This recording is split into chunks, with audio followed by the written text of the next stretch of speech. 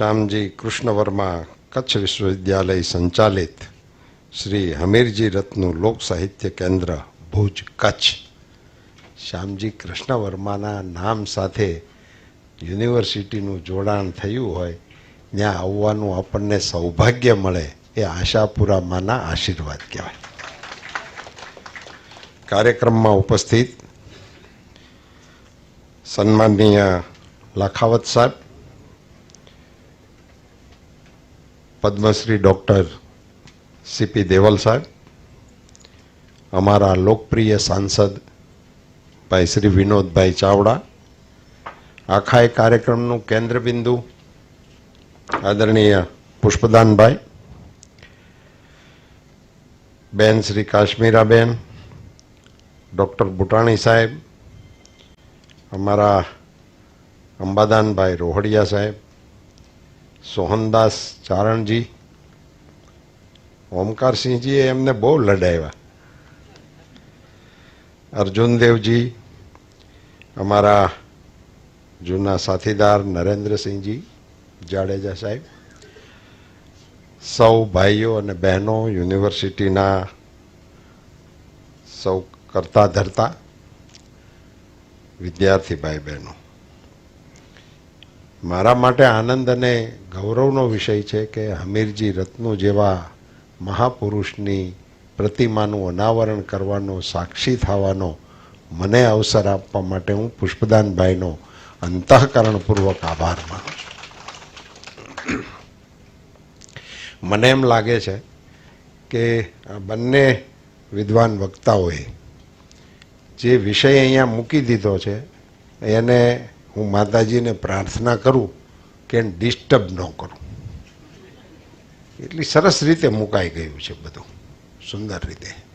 એમાં નાની એવી સુધારો કરવાની ચેષ્ટા કરું છું. ચારણી સાહિત્ય અને લોક સાહિત્ય એ કેમ ભેળસેળ કેવી રીતે થયું, એકતા એમાં કેમ દેખાય છે, અલગતા કેમ નથી રહી, એનું મારી દૃષ્ટિએ મુખ્ય કારણ એવું મને લાગે છે કે મોટે ભાગે લોક સાહિત્યને પ્રસ્તુત કરવાનું કામ ચારણોએ કર્યું. એટલે પછી હું અત્યારે રાજનીતિમાં છું, પણ તમે મને ખેડૂતથી નોખો ન પાડી શકો.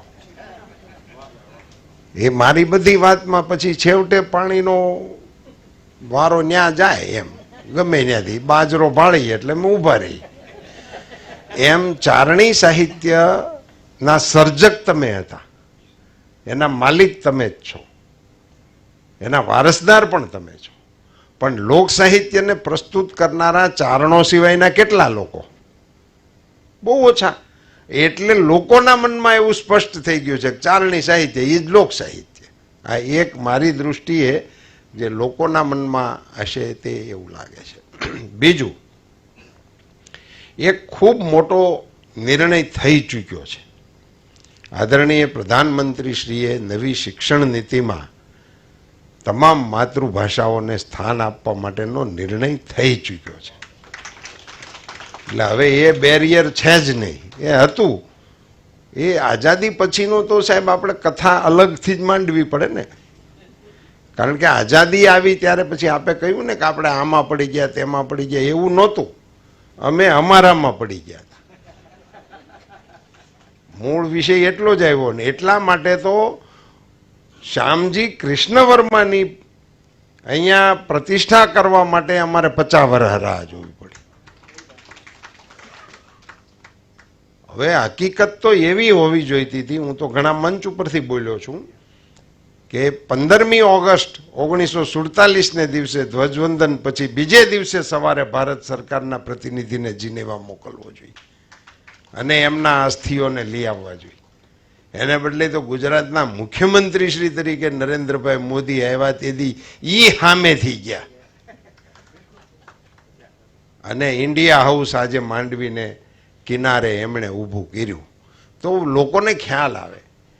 સુભાષચંદ્ર બોઝની પ્રતિમાને દિલ્હીની અંદર આવતા 75 વર્ષ લાગી ગયા. એમણે તો આઝાદ ઘોષણા કરી દીધી હતી 47 પહેલા. એમણે તો ભારતની રચના કરી દીધી હતી, ભારતના પોતાની રીતે સેના ઘોષિત કરી દીધી હતી. અને એની પોતાની આઝાદ હિન્દ ફોજે બ્રિટિશ રૂલ્ડ ભારત ઉપર હુમલો કરી દીધો હતો અને એને કેટલાક દેશોએ માન્યતા પણ આપી દીધી હતી. પણ હવે એવડા મોટા નેતાને ભૂલી જવાના હતા. એટલે એ આખી એક કાલખંડ હતો. એટલે મને એવું લાગે છે કે એ બધી નિયતિ હશે, એ થયું. પણ મને એમ લાગે છે કે અમૃતકાળ વાળો જે શબ્દ છે એ ખરેખર સારા અર્થની અંદર શુકનવંતો શબ્દ આવ્યો છે અને ચોક્કસ સારી દિશા તરફના પ્રયાણ આપણને થઈ ચૂક્યા છે. અને આપે કહ્યું કે વિકાસ એટલે ભૌતિક વિકાસ, એ વાત એકદમ સાચી છે. તમારો સાંસ્કૃતિક વિકાસ થાય તો જ એ સભ્યતા છે એ શિરમોર સભ્યતા તરીકે બને. કવિ ઇકબાલે જે લખ્યું, આ રોમન મિટ ગયા ને આ મિટ ગયા ને એવું બધું લખ્યું છે, પણ આપણે ન મિટ્યા. કુછ બાત હૈ કે હસ્તી મિટતી નહીં હમારી. એમણે વ્યાખ્યાયિત ન કર્યું, પણ કુછ બાત હૈ કે હસ્તી મિટતી નહીં હમારી. એ આ વાત છે. એને કારણે આપણે નથી બીજાથી આપણે ચડિયાતા છીએ. અને એટલા માટે એ સમયની બાબતમાં વાદ વિવાદ કરવા કરતા મોદી સાહેબનું એક વાક્ય મને બહુ સુંદર ગમે છે, યહી સમય હૈ સહી સમય હૈ. આનો જ આપણે ઉપયોગ કરીએ અને સારું કાર્ય ક્યારે શરૂ કરવું એનું કોઈ મુહૂર્ત હોતું જ નથી. એ જેથી શરૂ થાય એ મુહૂર્ત ગણાય, એમાં મુહૂર્ત જોવાની જરૂર નથી. એટલે લોક સાહિત્ય માટે રાષ્ટ્રીય સ્તરે શું કરવું જોઈએ અને રાજ્ય સ્તરે શું કરવું જોઈએ એની સુપેરે સારી પ્રસ્તાવના આપ વિદ્વતજનો બનાવી અને અમારા સુધી પોગાડી દો, અમે એમાં કાહટી કરવા લાગશું. હું તમને કહું, देवल साहब को बताने के लिए बता रहा हूं कि ये हमारे मन में ऐसे ही जैसे आपके मन में चल रही है ना, ऐसी ही पीड़ा हमारे मन में भी चल रही थी. और ये जब पाठशाला की बात पुष्पदान भाई करते, कभी कभी मेरे साथ अपने जैसे आपने बताया तखतदान जी मेरे बहुत अच्छे दोस्त थे, तो वो तो मुझे कुछ भी कह लेते थे और कुछ भी भाषा में कह लेते थे. वो ओरिजिनल चारण का क्या टेस्ट होता है वो मुझे चखाते रहते थे.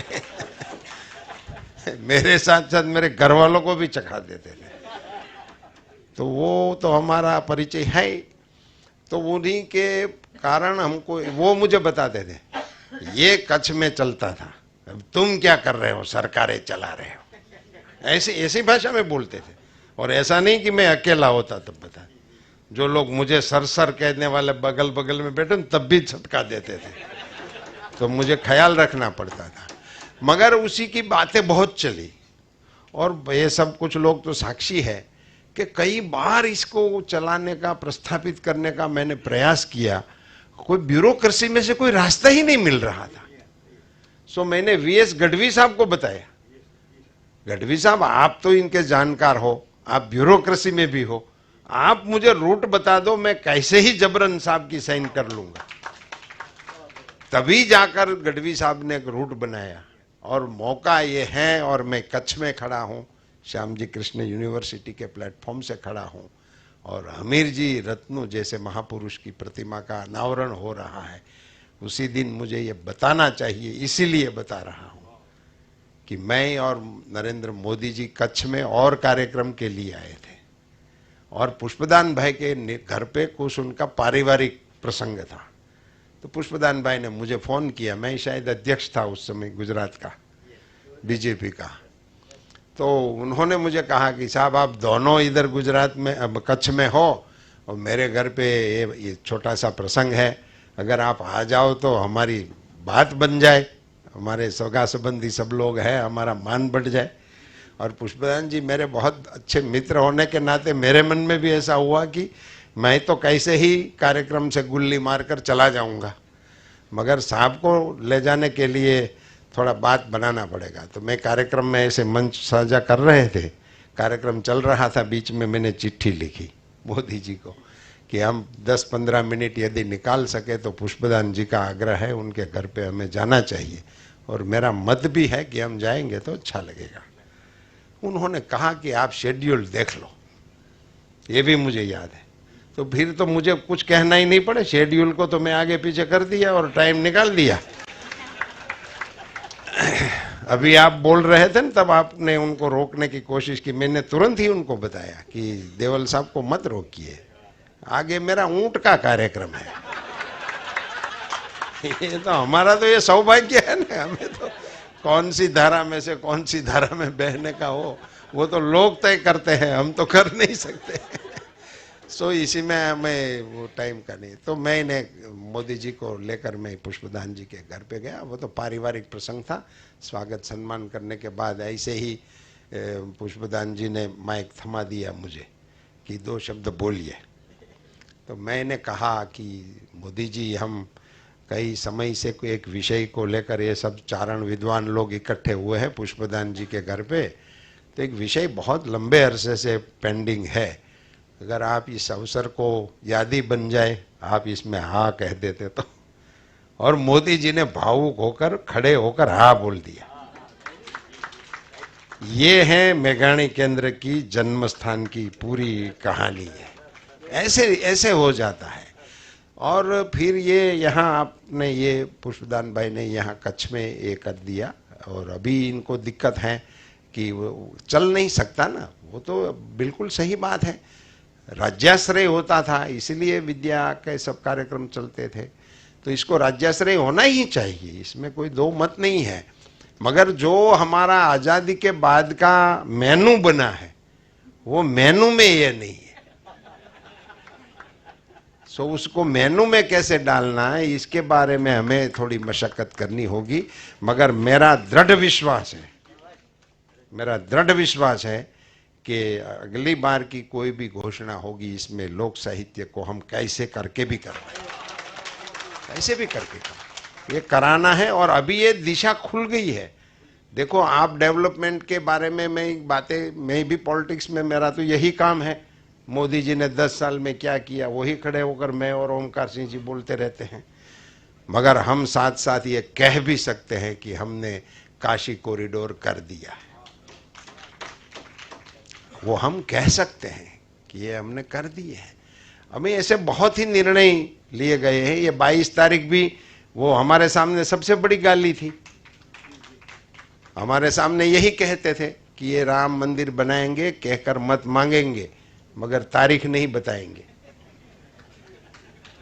अब वो तारीख आ गई है तो बताने वाले जाने वाले नहीं है, क्या करें हम। जो हमसे तारीख मांगा करते थे, अब उसको उसमें दिक्कत आ रही है। वो सबका कल्याण भगवान करे, उसी के लिए हम प्रार्थना कर सकते हैं और कुछ नहीं कर सकते हैं। मगर ये हो रहा है। मेरा कहने का मतलब सिर्फ यही है कि ये सब हो रहा है। भाषा के बारे में जो आपने बताया, इसमें सबसे बड़ी एक बात यह है कि आज राज्यसभा में मैं गुजराती में बोल सकता हूँ। आज तमिलनाडु वाला तमिल में बोलता है, कर्नाटक वाला कन्नड़ में बोलता है। ये परंपरा लोकसभा में आ गई है। और हर भाषा को, ये तो बहुत बारीकी से और ध्यान से बोलना पड़ता है कि कुछ चीज़ें हमारा देश में क्या है कि गाय को कोई पालने की बात करेंगे तो घर भी ले जाकर उसी को रखने की बात नहीं करेंगे, मगर गाय को लेकर तलवार लेकर निकल सकते हैं। ये देश की ये तासीर है। मंदिर में कभी गए नहीं होंगे, पूजा करते होंगे नहीं करते होंगे, उस पर डाउट होगा, पर राम मंदिर के बारे में कोई हेड़ा टेढ़ा बोलेंगे तो बांधेंगे, मारेंगे, करेंगे। तो ये अपने देश का एक स्वभाव है। तो इसी तरह ये भाषा का भी है कि हमें गुजराती बोलने में शर्म आती है। और अगर हमारा बेटा मीडियम इंग्लिश में कहीं पढ़ता है, सेंट, वो किसी का नाम लिखते हैं, सेंट फ्रांसिस स्कूल, ऐसा ऐसा, तो ये हमारे परिवार में गर्व की बात है। तो ये सारा मेंटालिटी हो गया है, इसको थोड़ा बदलना पड़ेगा, इसको थोड़ा तोड़ना पड़ेगा। हमें भी अपने फोक जो म्यूजिक है, हमारे जो फोक आर्टिस्ट हैं, उनको भी कुछ डिसिप्लिन में लाना पड़ेगा। ये भी हमारा दिक्कत है।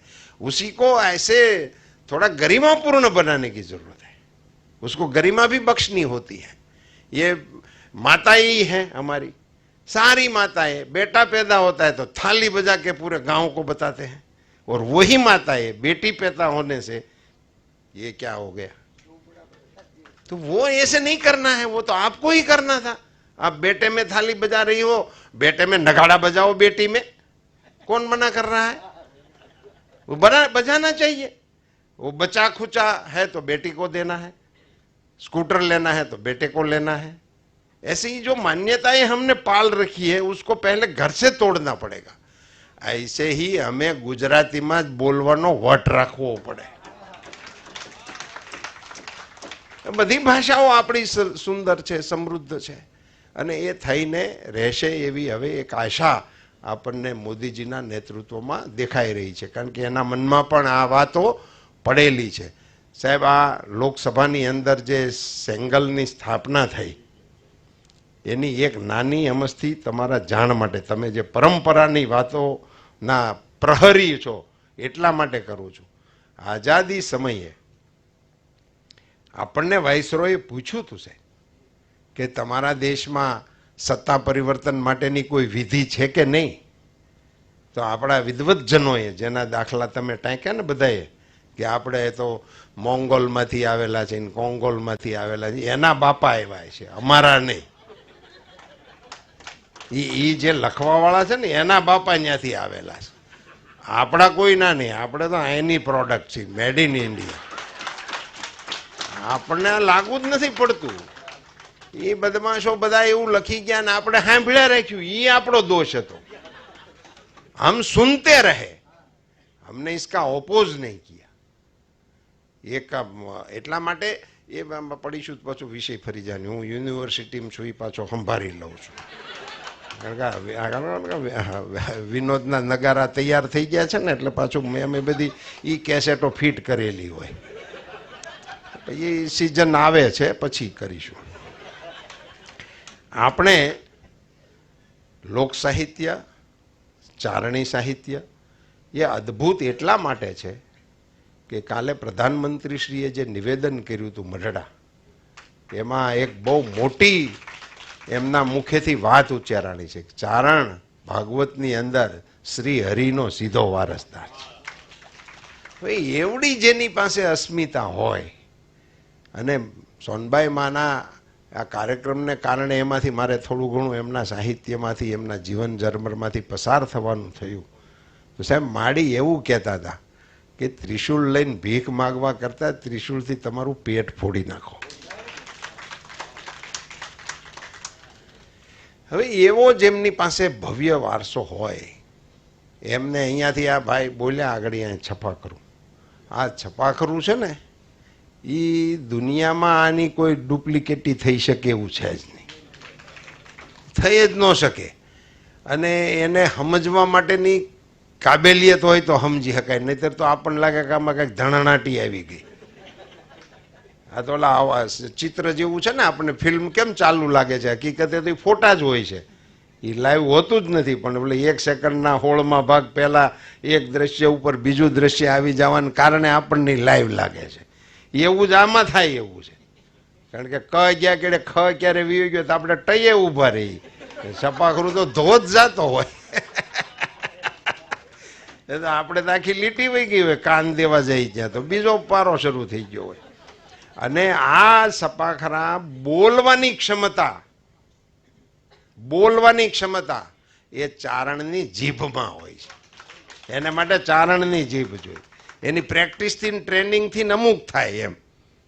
આ ખેડ કરવી એ અમારા કેમ હાથમાં હોય?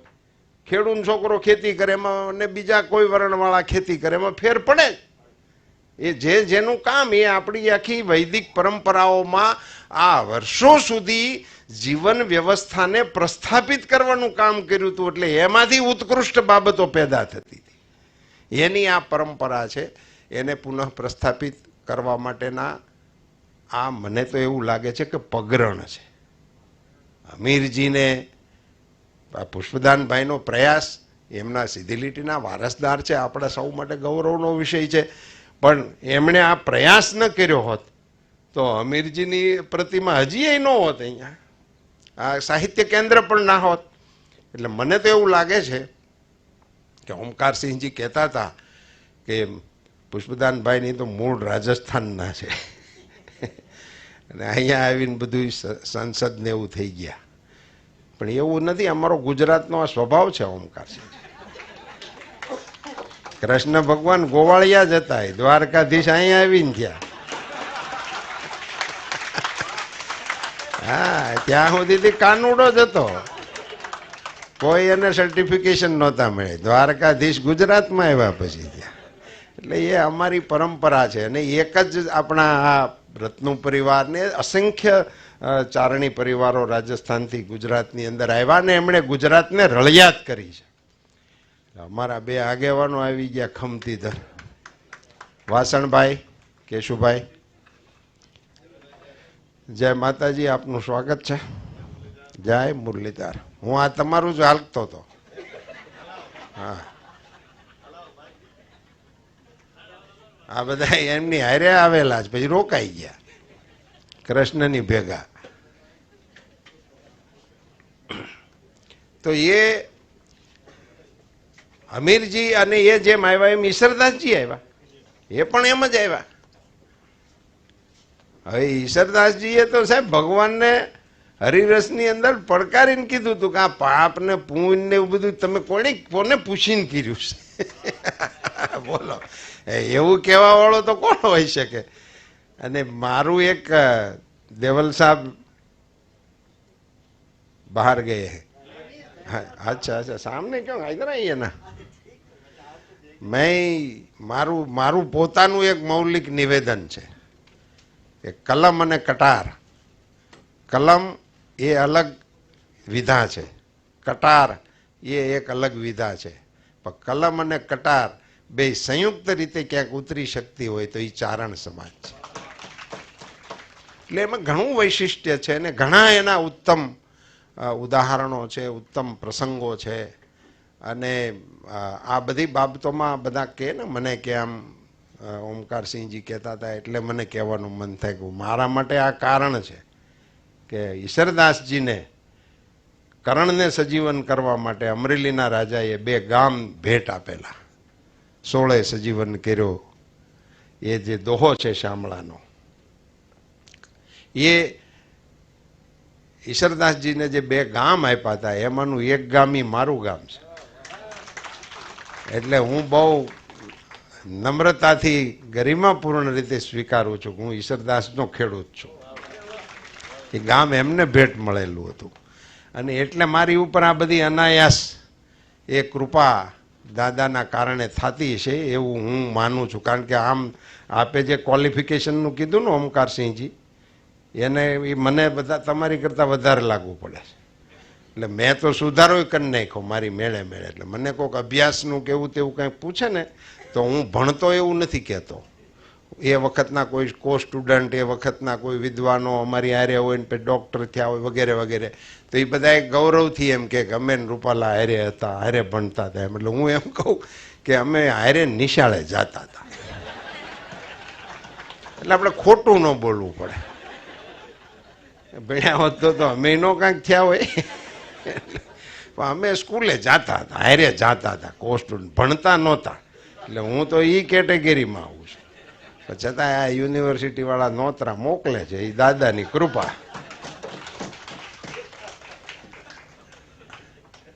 પુષ્પદાનભાઈએ જે અહીંયા બીજનું વાવેતર કર્યું છે, સ્ટડી સર્કલ જે આપનું અહીંયા ચાલે છે, એ એક ખૂબ મોટો વિચાર કચ્છના આગેવાનોએ સેવેલો છે.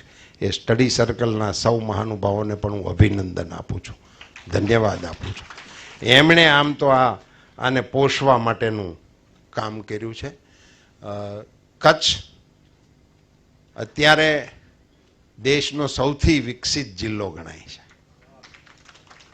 કચ્છમાં સાહેબ કચ્છની વાત આવતી એટલે દુષ્કાળ, અકાળ, પાણી માટેની હિજરત, અને અહીંથી માલધારીઓના ટોળા કચ્છથી લઈને ખેડા જિલ્લામાં આવતા અને રસ્તાઓ ઉપર અમારે પેટ્રોલિંગ ગોઠવવું પડતું હતું ટ્રાફિકને કારણે. અને એ પાછા બીજી સિઝનમાં પાછા વળે. આ બધા દ્રશ્યોવાળું કચ્છ હતું. એને બદલે આજે કચ્છ ખેતીની અંદર 1 નંબરના જિલ્લા તરીકે, પ્રોગ્રેસિવ ખેતી તરીકેના જિલ્લા તરીકે વખણાય. કચ્છની કેસર એ ગુજરાતની અમારી તાલાલાની કેસર કરતા ₹1 વધારે ભાવે યુરોપમાં વેચાય છે.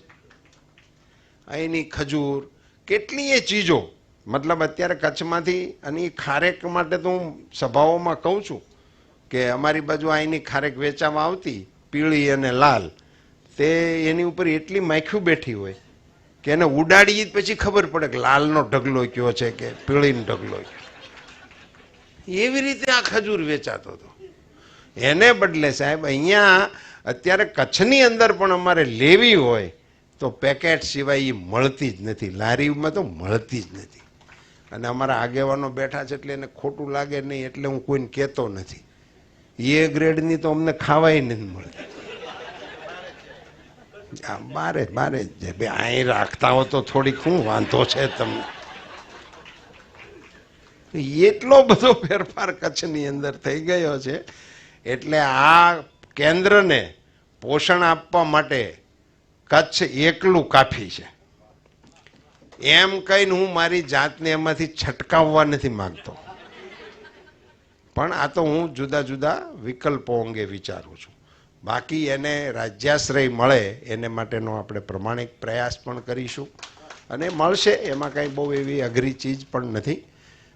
મૂળ તો વિષય હોય છે સરકારને કેમ અહીંયા મોદી સાહેબનું આવવું ની ઘડી ની પળ એ વખતે થઈ ગયું તો થઈ ગયું. એટલે અને ચારણોની તો જબાનમાં માતાજી બેઠી હોય છે અને એને કારણે એમની જબાનમાંથી જે શબ્દો નીકળે ને એ સાચા પડે છે. મેં મઢડા કાર્યક્રમની અંદર કહ્યું કે કાગ બાપુએ તે દિવસે પાકિસ્તાનને પરપોટો કીધો છે. જુનાગઢનું ભારતમાં ભળવું એ સમયે કાગબાપુની રચના છે કે આ પાકિસ્તાન તો પરપોટો છે. એટલે ત્યાં એ મઢડાના કાર્યક્રમ પછી મેં જાહેરાત કરી દીધું છે કે આ પાકિસ્તાનનું કોઈ ભવિષ્ય જ નથી, કારણ કે કાગબાપુ કરતા ગયા છે એટલે એમાં કોઈ ફેરફાર થાય જ નહીં. એને મેરે છૂટકો એ પાણીમાં પાણી મળી જશે એવું લખેલું છે. અને મને ભરોસો એટલા માટે પડે છે 95ની અંદર દાદ બાપુએ લખી હતી કવિતા 95માં સાબરમતી વાળી, નર્મદા હાલી ઉતાવળી થઈ મળવા સાબરમતીને સહી. તે દિવસે નર્મદા બંધ સામે 1000 પ્રશ્નો હતા. હું મંત્રી હતો અને નર્મદાનું કોઈ કામ હાલતું નહોતું. સિમેન્ટ રેતી લેવાના કોઈ ટેન્ડર જ નહોતા. કોર્ટમાં જ બધું હાલતું હતું. જે સુરપણખા વાળો વિશે હમણાં બાપુએ બોલ્યા ને એ પેલી મેઘા એ અમને હેરાન કરતી એની સામે લડવામાં જ આપણો ટાઈમ જતો હતો. હવે ઈ દ્રશ્યની અંદર કવિને કેમ હુજ્યું છે દાદ બાપુ કોઈ દી સાબરમતી આવેલા નહીં, કેવડિયા ગયેલા નથી, એ તો ક્યારેય ગયા જ નહોતા. એણે આ લખ્યું અને લખ્યું તો લખ્યું, એ તો સાચું થયું. પણ એ સાચું થયા પછી દાદ બાપુએ ત્યાં નર્મદા આરતીનો ખૂબ મોટો કાર્યક્રમ થયો હતો અને એ કાર્યક્રમ જોઈને બીજી કવિતા લખી કે નર્મદા અને સાબરમતી તો બેનું કહેવાય, એ બે એકબીજાને મળે એમાં કાંઈ વશે કાંઈ ના કહેવાય. પણ હું ભોગાવો તમારો ભાઈ, મને રાખડી બાંધવા આવો તો સાચા કહેવો. અને એને રાખડી બાંધી.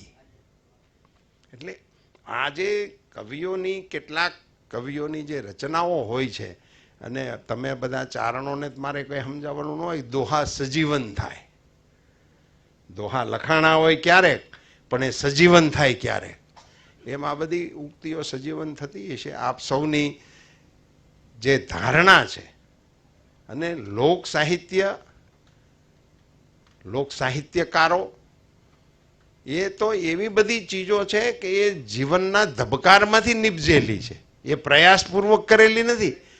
શિષ્ટ સાહિત્ય છે એ અભ્યાસપૂર્વક સર્જાયેલું છે, એ સાધનાથી સર્જાયેલું છે. આ તો ફુવારા છે, એ તો ફૂટે વરસે. વરસાદનું કંઈ પ્લાનિંગ ટાઈમ ટેબલ ન હોય.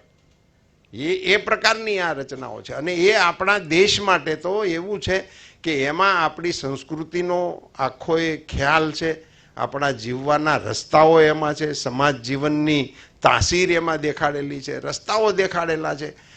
કે લોક સાહિત્યમાં જેટલી ચીજો છે ને બાપજી, તમે તો શિષ્ટ સાહિત્યનું કીધું, હું તો એમ કહું છું કે જીવન જીવવાની કોઈ વિધિ જેનો સીધે સીધો સુંદર અને સટીક ઇલાજ લોક સાહિત્યમાં હોય એવો બીજે ક્યાંય હોતો જ નથી. તમે નાના નાના ઉદાહરણો જુઓ. કાગબાપુનું, તારા આંગણિયા પૂછીને કોઈ આવે તો આવકારો મીઠો આપજે. કેવડી મોટી આચાર સંહિતાની વાત છે, અને નાની નાની વાત પણ કેવી હારી. એમ કેમ તમે આવ્યા છો એમ ન કહેજે, એ અમને લાગુ પડે. તે દી એને ખબર હતી કે આ બધા નથી કરવા દેવાના, સાંભળતા જ નથી. બોલો એના કવિતા જો બધા વાંચીને જાય તો કોઈને આ પ્રશ્ન જ ન આવે.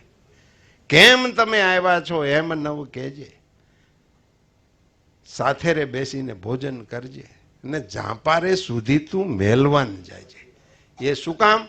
કે કદાચ ઘેરે તમારી અરે બેઠા બેઠા એને કહેતા સંકોચ આવ્યો હોય તો એકલો જાપા સુધી હારે જાત, એને વશમાં કાંઈક કહેવા જેવું હોય કહી દે. આ લોક સાહિત્ય છે. આ કઈ યુનિવર્સિટી મળે આપણને? એ મળે જ નહીં. એ આપણા કોઈ નિયમિત અભ્યાસક્રમને કારણે આવે જ નહીં. એટલે અભ્યાસક્રમમાં આને રાખવું પડે. અભ્યાસક્રમમાં લોક સાહિત્યને રાખવા માટેનું કારણ જ આ છે. અને આ તો આપણા આવા તો કેટલું, આ તો દરિયો છે. આને તો પી પણ ના શકાય, સમજી પણ ન શકાય. આ તો આપણા ભાગ્યમાં હોય તો આપણને મળે. આપણી નવી પેઢીને આપવા જેવી કોઈ એક ચીજ હોય તો એને આ લોક સાહિત્ય તરફ અભિપ્રેત કરવા માટેનો પ્રયાસ કરવો જોઈએ. એના થકી આ બધું થશે. એટલે યુનિવર્સિટીની સાથે આજે કેન્દ્ર ખુલી રહ્યું છે, એની કલ્પના થકી એ વિભાગ બને, યુનિવર્સિટી બને, કોલેજ બને, જે કોઈ આપણી વિધાઓ છે તમામ સ્તરોને પાર કરીને રાષ્ટ્રીય સ્તરે પણ લોક સાહિત્યને પોષાવા માટેની વ્યવસ્થાઓ સર્જાય એ દિશામાં કામ કરવા માટે મા આશાપુરા આપણને શક્તિ ને મતિ આપે એવી પ્રાર્થના. યુનિવર્સિટીનો ખૂબ ખૂબ આભાર માનું છું. પુષ્પદાનભાઈ, તમારી હથેળીમાં કાંઈક રેખા હોય એવી છે. હું તમને સારું લગાડવા માટે નથી કહેતો, કારણ કે હવે અમારે તમને ટિકિટ નથી આપવાની. વ્યવહારિક વાત છે. કારણ વગરનું એને વિનોદને ડખો થાય એવું આપણે કાર્યક્રમમાં આવીને શું કામ કરવું? એટલે એ કોઈ વિષય છે નહીં. પણ લોક સાહિત્ય અંગે જે કંઈ નાનું મોટું કામ થયું, જેનો આપણને નાનો મોટો પણ સંતોષ કે રાજીપો છે, એના નિમિત્ત તમે છો. એના નિમિત્ત તમે છો. એટલે તમારા કારણે પણ એમાં ઘણી વખત એવું હોય છે કે કોઈ સારા માણસના કારણે ઘણી એ સારી વાતો નિમિત્ત માત્ર થવાથી થતી હોય છે. એમાં આપણને સૌને પણ એ ભગવતી નિમિત્ત કરતી હોય. આપણને એવું મનમાં વહેમ હોય છે કે હું હોઉં તો થાય, આ અમે કર્યું, આ અમે કરીએ, એવું બધું કશું હોતું નથી. એની જે દિવસે ઈચ્છા હશે તે દિવસે એ થશે, પણ પુરુષાર્થ આપણે કરવો જોઈએ. એ નિમિત્તે આપણે જાગતા હતા એવું આપણે લખાવવું જોઈએ. જેમ ખિસકોલીએ કીધું હતું કે મારા કારણે કાંઈ સેતુબંધ ન બંધાય. મેં તો હળંગ ડુંગરા મૂળિયા હોતા ઉપાડીને નાખવાવાળા હતા. એટલે ન્યા ખિસકોલીની રસથી સેતુબંધ ન બંધાય. પણ એણે એમ કીધું હતું કે સેતુબંધનો ઇતિહાસ લખાય ત્યારે બાંધવાવાળામાં કોણ કોણ હતા એમાં મારું ઇનામ લખાય. એ ભાવથી આપણે આમાં કામ કરીએ. આપ સૌનો ખૂબ ખૂબ આભાર.